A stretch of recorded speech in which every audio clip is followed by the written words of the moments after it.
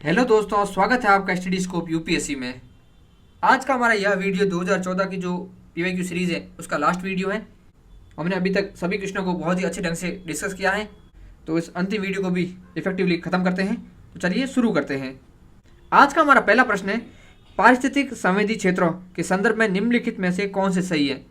पहला पॉइंट है, जो इको सेंसिटिव जोन है वे क्षेत्र जिन्हें वन्यजीव संरक्षण अधिनियम 1972 के अधीन घोषित किया गया था।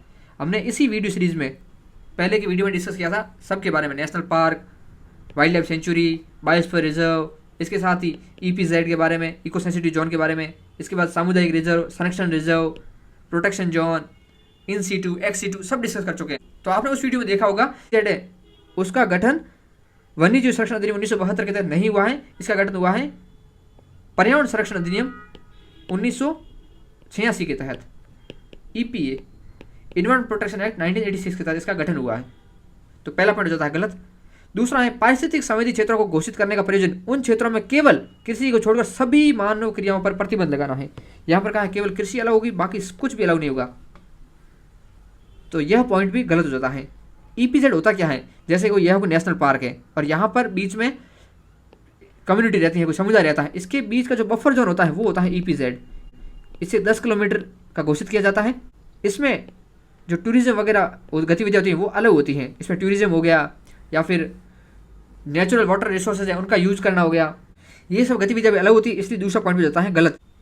केवल जैसे या ओनली जैसे जो वर्ड है उनसे भी हम इस पॉइंट को एलिमिनेट कर सकते हैं।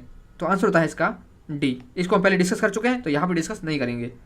हमारा अगला प्रश्न है, निम्नलिखित कथनों पर विचार कीजिए।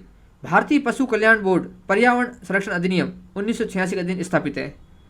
दूसरा है, राष्ट्रीय बाघ संरक्षण प्राधिकरण एक सांविधिक निकाय है। तीसरा है, राष्ट्रीय गंगा नदी द्रोणी प्राधिकरण की अध्यक्षता प्रधानमंत्री करते हैं। यहाँ पर जो पहला पॉइंट है वो गलत है। जो भारतीय पशु कल्याण बोर्ड है उसकी स्थापना की जाती है पशु क्रूरता अधिनियम 1960 के तहत। इसकी स्थापना पशु क्रूरता अधिनियम 1960 के तहत 1962 में की गई थी। यह एक सलाहकार निकाय है, इसमें 28 सदस्य होते हैं। इसका हेडक्वार्टर है बल्लभगढ़, हरियाणा में। पहले इसका हेडक्वार्टर चेन्नई में था, लेकिन बाद में बल्लभगढ़ कर दिया। यह मत्स्य पशुपालन और डेयरी मंत्रालय है उसके अंतर्गत काम करता है, उसके अंदर आता है। दूसरा था राष्ट्रीय बाघ संरक्षण प्राधिकरण। यह वैधानिक निकाय है जिसकी स्थापना वन्यजीव संरक्षण अधिनियम 1972 के तहत हुई है।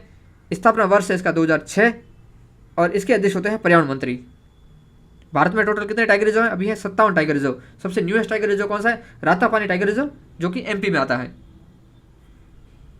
तीसरा था राष्ट्रीय गंगा नदी द्रोणी प्राधिकरण। इसका गठन 2009 में हुआ था। जो पर्यावरण संरक्षण अधिनियम 1986 है उसके तहत किया गया था। इसके अध्यक्ष प्रधानमंत्री होते हैं। 2016 में इसको समाप्त करके इसकी जगह लेके आए राष्ट्रीय गंगा परिषद। तो राष्ट्रीय गंगा परिषद है उसके अध्यक्ष भी कौन होते हैं? पीएम होते हैं। और इसका गठन भी ईपीए 1986 के तहत किया गया है।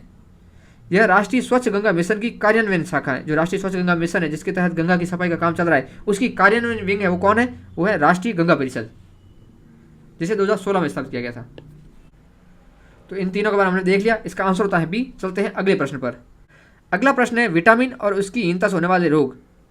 यहाँ पर इनमें से कौन से सही वो हमें देखने हैं। विटामिन सी से स्कर्वी होता है, सही है। विटामिन डी से रिकेट्स होता है और विटामिन ई से रात्रि अंधता नहीं होती है। रात्रि अंधता होती है विटामिन ए से। तो इसका आंसर हो जाता है 1 और 2 ए। यहाँ पर दिया गया है विटामिन से होने वाले रोगों के बारे में। विटामिन को दो भागों में बांटा गया है, एक तो जल में घुलनशील और दूसरे वसा में घुलनशील। जल में घुलनशील विटामिन है vitamin B and vitamin C. वसा में घुलनशील विटामिन है विटामिन ए, डी, ई, के। विटामिन ए से होता है रतौंधी। विटामिन बी के कई भागों में बांटा गया है। विटामिन बी 1 जिसका नाम है थाइमिन, जिससे बेरी बेरी रोग होता है। विटामिन बी 2 जिसे राइबोफ्लेविन बोलते हैं। विटामिन बी 3 नियासिन, जिससे पेलाग्रा रोग होता है। विटामिन बी 6 से जिसे पाइरिडॉक्सिन बोलते हैं। विटामिन बी 7 को बायोटिन बोलते हैं। विटामिन बी 9 को फॉलिक एसिड बोलते हैं, जिसकी कमी से एनीमिया होता है। विटामिन बी 12 जिसका नाम है साइनोकोबालामीन। विटामिन सी से स्कर्वी रोग होता है। विटामिन डी से रिकेट्स या फिर ऑस्टियोमेलेसिया रोग होता है। विटामिन ई को प्रजनन विटामिन बोला जाता है। इसकी कमी से कोई भी व्यक्ति नपुंसक बन सकता है और प्रजनन क्रिया में यह सहायक होता है। विटामिन की है वो प्रोथ्रोम्बिन या प्लेटलेट्स के निर्माण में आवश्यक है। ये सभी विटामिन की बात होगी। यहाँ पर विटामिन ई है वो गलत है, वो एक प्रजनन विटामिन है। तो आंसर हो जाता है ए। चलते हैं अगले प्रश्न पर। अगला प्रश्न बहुत ही जनरल प्रश्न है, इसे जनरल अंडरस्टैंडिंग से किया जा सकता है। प्रश्न है कि विभिन्न उत्पादों के विनिर्माण में उद्योग द्वारा प्रयुक्त होने वाले कुछ रासायनिक तत्वों में नैनो कण, नैनो पार्टिकल के बारे में कुछ चिंता है यानी कि नेगेटिव। तो इसके नेगेटिव पॉइंट सही होंगे। पहला है वे पर्यावरण में संचित हो सकते हैं तथा जल और मृदा को संदूषित कर सकते हैं। मैंने पहले ही कहा था कैन का यूज हो रखा है, कैन से संभावना दर्शाती है और संभावना में कुछ भी हो सकता है। तो पहला पॉइंट हो जाता है सही। वे खाद्य श्रृंखला में परिविष्ट हो सकते हैं कैन, इसलिए ये भी सही। वे मुक्त मूलकों के उत्पादन को विमोचित कर सकते हैं, आंसर होता है आपका डी। कैन का यूज हो रखा हो जिसमें संभावना दर्शा रहा हो उसमें बहुत ज़्यादा चांस होता है कि आंसर डी होगा या ऑल ऑफ द अबव होगा। नैनोकण के बारे में थोड़ा देख लेते हैं। नैनोकण को पदार्थ का ऐसा कण माना जाता है जिसका व्यास 1 से 100 नैनोमीटर के बीच होता है। नैनोकण बड़े कणों को टूटने या नियंत्रित संयोजन प्रक्रियाओं के माध्यम से बनते हैं। सूक्ष्म आकार के कारण वायुमंडल में लंबे समय तक निलंबित रह सकते हैं और अधिक दूरी तक यात्रा कर सकते हैं। नैनोकणों का उपयोग चश्मों में, पेंट में, भित्ति चित्रों कोटिंग्स में, पारदर्शी सनस्क्रीन में, दाग प्रतिरोधी कपड़ों में, इनमें किया जा सकता है।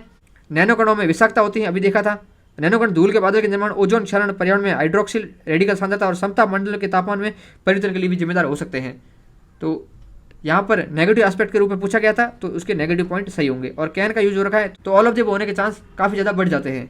अगला प्रश्न है निम्नलिखित में से कौन सा संगठन वर्ल्ड इकोनॉमिक आउटलुक नामक प्रकाशन प्रकाशित करता है। यह जो रिपोर्ट है इनमें से कौन सा करता है वो हमें देखना है। इसका आंसर होता है ए, अंतर्राष्ट्रीय मुद्रा कोष। इनके बारे में हम थोड़ा भी देख लेते हैं। अंतर्राष्ट्रीय मुद्रा कोष यह यूएन की विशेष एजेंसी है।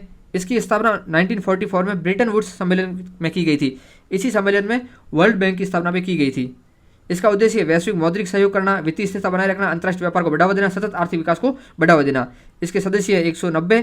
इसका हेडक्वार्टर है वाशिंगटन डीसी। इसकी शक्तियाँ होती है बोर्ड ऑफ गवर्नर के पास होता है और दिन प्रतिदिन के जो कार्य होता है उसको करने के लिए कार्यकारी बोर्ड का गठन होता है जिसके अंदर 24 सदस्य होते हैं। प्रत्येक सदस्य देश को एक कोटा दिया जाता है जो वैश्विक अर्थव्यवस्था में उस देश के सापेक्ष आकार को दर्शाता है। कोटा सदस्यता कोटा फॉर्मूले के आधार पर दी जाती है। किसी देश को कोटा दिया जाएगा उसमें इन चीज़ों का ध्यान रखा जाएगा, इनके आधार पर उसका कोटा निर्धारित होगा। जैसे देश की जीडीपी जो 50% कोटा का निर्धारण करेगी, देश में जो आर्थिक गतिविधियों के लिए कितना ओपननेस है, खुलापन है, वह 30% कोटा का निर्धारित करेगी। और आर्थिक परिवर्तनशीलता 15% कोटे का और अंतर्राष्ट्रीय भंडार है वो 5% कोटे का निर्धारण करेगी। कोटे की समीक्षा हर 5 साल में की जाएगी। मतदान अधिकार कोटे के आधार पर होता है और भारत 13वां सबसे बड़ा कोटा धारक देश है आईएमएफ का। यूएसए के पास सर्वाधिक कोटा है।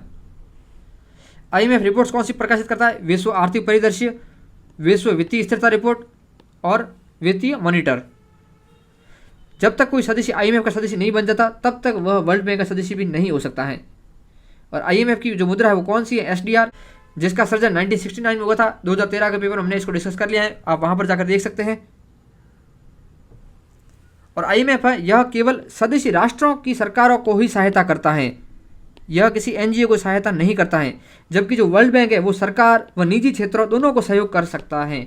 इंपॉर्टेंट, यानी कि जो आईएमएफ है वो सिर्फ और सिर्फ गवर्नमेंट को सहयोग करेगा, जबकि जो वर्ल्ड बैंक है वो निजी क्षेत्र को भी सहयोग कर सकता है। अगला है वर्ल्ड बैंक। इसका गठन भी 1944 में ब्रेटन वुड्स सम्मेलन के तहत हुआ था। तब जो संगठन बना था उसका नाम था अंतर्राष्ट्रीय पुनर्निर्माण और विकास संघ, IBRD। यानी कि सबसे पहले जो वर्ल्ड बैंक था वो IBRD के नाम से था। वर्ल्ड बैंक में 5 संस्थाएं जिन्हें वर्ल्ड बैंक ग्रुप कहा जाता है। इसमें जो IBRD और IDA है, अंतर्राष्ट्रीय विकास संघ, इनको मिला के बोला जाता है वर्ल्ड बैंक। IBRD का गठन 1944 में हुआ था और अंतर्राष्ट्रीय विकास संघ का गठन हुआ था 1960 में। और ये जो दोनों संगठन हैं IBRD और IDA, ये गवर्नमेंट के साथ काम करते हैं। और जो अंतर्राष्ट्रीय वित्त निगम IFC और बहुपक्षीय गारंटी एजेंसी MIGA है, ये दोनों काम करते हैं प्राइवेट सेक्टर के साथ। IFC का गठन हुआ था 1956 में और MIGA का गठन हुआ था 1988 में। 5वां इसका संगठन है ICSID, निवेश विवाद निपटान के लिए अंतर्राष्ट्रीय केंद्र। इसका गठन हुआ था 1966 में। भारत इसका सदस्य नहीं है, बाकी चारों का भारत सदस्य है, जबकि इसका सदस्य भारत नहीं है। वर्ल्ड बैंक में शेयर है वो भी इंपॉर्टेंट है, यूपीएससी पूछ सकता है। वर्ल्ड बैंक में सर्वाधिक शेयर किसके पास है? यूएसए के पास में। कितने हैं? 16% के करीब। उसके बाद आते हैं जापान के पास, उसके बाद जर्मनी और फिर यूके और फ्रांस के पास है। और विश्व बैंक से समर्थित योजनाएं कौन कौन सी भारत में, उनको भी थोड़ा देख लेते हैं। प्रधानमंत्री ग्राम सड़क योजना है उसको वर्ल्ड बैंक फंड करता है।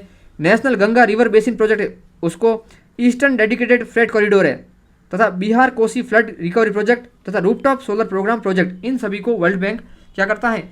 फाइनेंस करता है।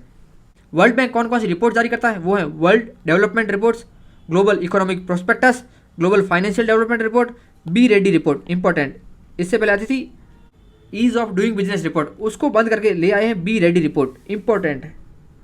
अगला है एक और रिपोर्ट है वर्ल्ड गवर्नेंस इंडिकेटर, ये सभी रिपोर्ट्स वर्ल्ड बैंक जारी करता है। अगला संगठन था विश्व आर्थिक फोरम, यह एक गैर सरकारी संगठन है जिसका गठन 1971 में हुआ था, इसका हेडक्वार्टर जिनेवा में है।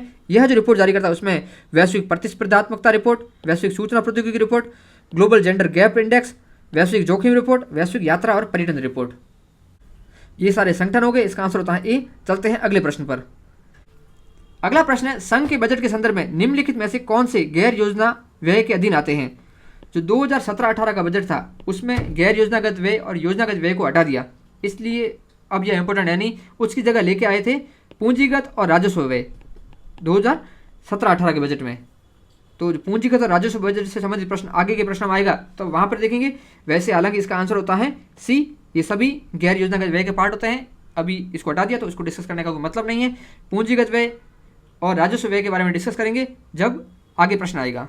तो आज के इस डिस्कशन में इतना ही। इसके साथ ही हमारा 2014 का जो डिस्कशन है वो समाप्त होता है।